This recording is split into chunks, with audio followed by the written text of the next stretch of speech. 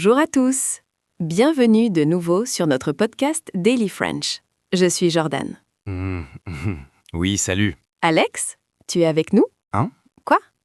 Pardon Jordan, j'étais en train de répondre à un commentaire sur Instagram et en même temps je regardais une vidéo de chat qui joue du piano. C'est hilarant. Tu vois, c'est exactement le problème. Tu es physiquement ici dans le studio, mais mentalement, tu es dans ton téléphone. Tu souffres de ce qu'on appelle la nomophobie. La nomo quoi? C'est une maladie? C'est la peur d'être sans son téléphone mobile. No Mobile Phone Phobia. Et c'est notre sujet du jour. Nous allons parler de notre relation avec la technologie. Pour structurer ce débat, nous allons apprendre les connecteurs logiques pour opposer des idées. D'un côté, de l'autre côté, cependant et par contre. Attends, je ne suis pas phobique. J'aime juste être connecté. C'est pratique? Vraiment? Alors je te lance un défi. Es-tu capable de passer 24 heures sans toucher ton smartphone? De maintenant jusqu'à demain matin. 24 heures? Tu plaisantes?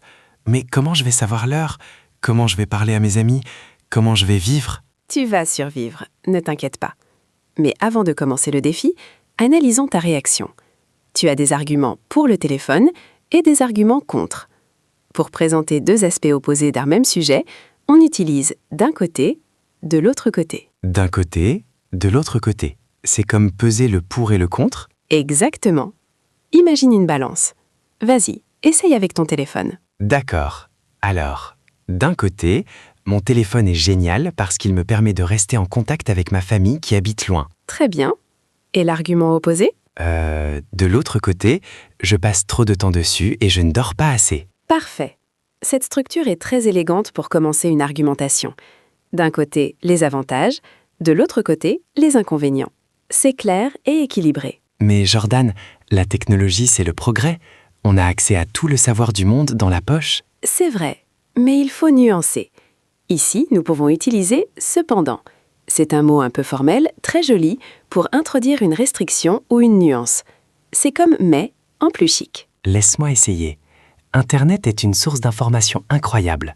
Cependant, il y a beaucoup de fausses informations. Excellent. Tu vois la nuance? Tu ne dis pas que tout est mauvais. Tu dis que c'est bien, mais avec une limitation.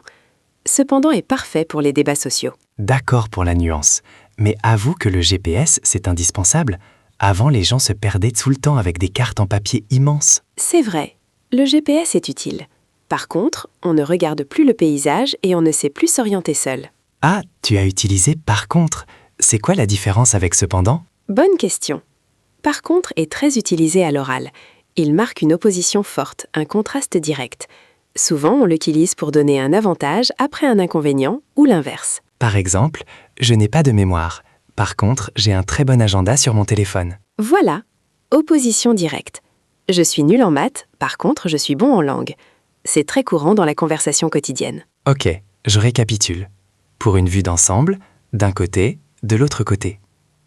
Pour nuancer poliment, cependant. Pour opposer fermement ou contraster, par contre. C'est exactement ça. Maintenant que tu as les armes linguistiques, revenons à mon défi. Le défi des 24 heures.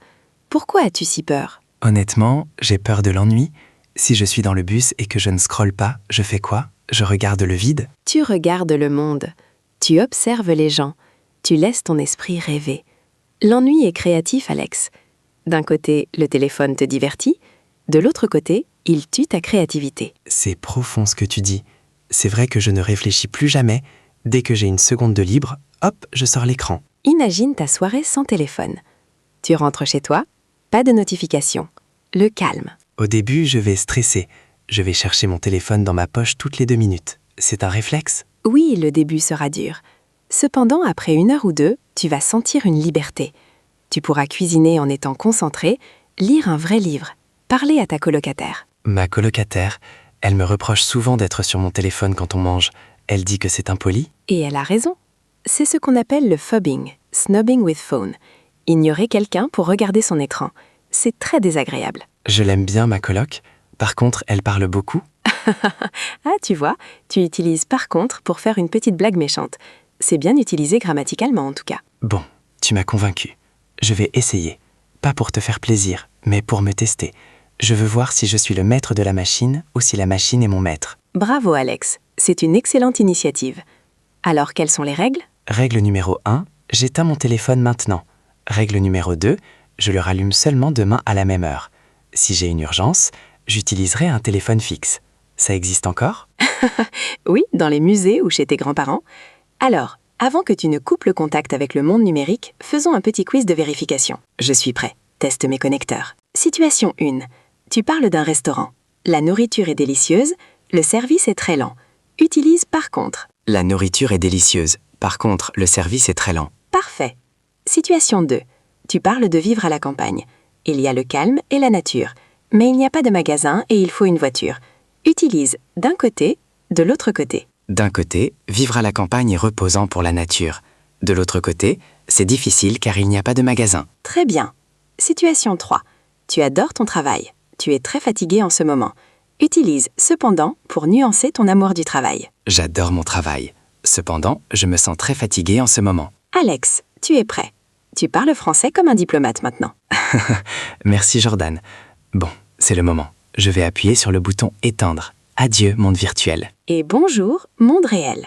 Tu vas voir, ça va bien se passer. Et pour nos auditeurs, on leur lance un défi aussi? Absolument. Chers auditeurs, votre mission, si vous l'acceptez, est double. Premièrement, essayez de ne pas toucher votre téléphone pendant le dîner ce soir. Juste 1 heure. Observez comment vous vous sentez. Deuxièmement, écrivez-nous un commentaire pour débattre de la technologie en utilisant les mots du jour. Par exemple, j'aime Instagram. Cependant, je perds trop de temps. Ou le téléphone est utile, par contre, il coûte trop cher. Nous lirons vos arguments avec plaisir. Alex, bon courage pour tes 24 heures de silence numérique. Merci, je vous raconterai tout ça dans le prochain épisode, si je survis. Au revoir tout le monde. Au revoir et déconnectez-vous bien.